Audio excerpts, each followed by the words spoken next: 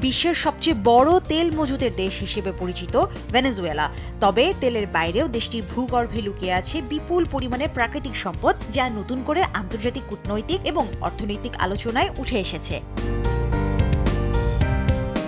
আল জাজিরার একটি বিশ্লেষণে বলা হয়েছে, ভেনেজুয়েলার প্রমাণিত তেল মজুদ প্রায় ৩০৩ বিলিয়ন ব্যারেল। এই তেলের বড় অংশই অবস্থিত অরিনোকো বেল্টে। তবে এসব তেল মূলত অতি ভারী ক্রুড অয়েল হওয়ায় উত্তোলন এবং পরিশোধন প্রক্রিয়া বেশ জটিল এবং ব্যয়বহুল।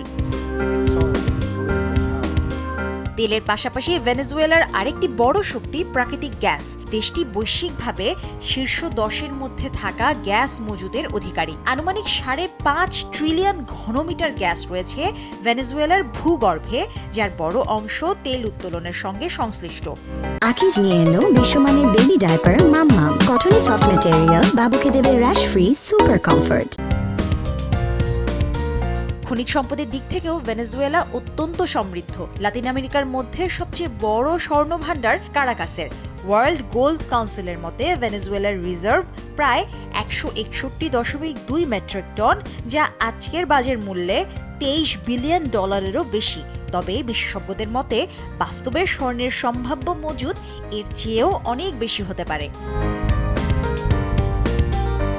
এছাড়া সরকারি খনিজ তালিকা অনুযায়ী ভেনেজুয়েলায় রয়েছে প্রায় 3 বিলিয়ন টন কয়লা, প্রায় 15 বিলিয়ন টনের কাছাকাছি লৌহ আকরিক, বিপুল পরিমাণ নিকেল ও বক্সাইট এবং অরিনোকো খনি অঞ্চলে উল্লেখযোগ্য হীরার ভাণ্ডার।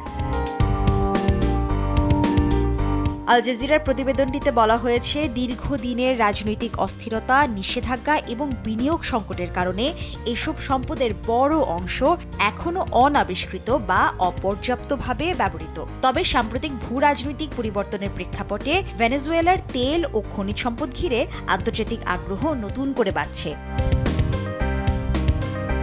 বিশ্লেষকদের মতে সঠিক নীতি, স্থিতিশীলতা এবং বিনিয়োগ নিশ্চিত করা গেলে তেলের বাইরেও ভেনেজুয়েলার এসব প্রাকৃতিক সম্পদ দেশটির অর্থনীতিতে বড় ধরনের পরিবর্তন আনতে পারে।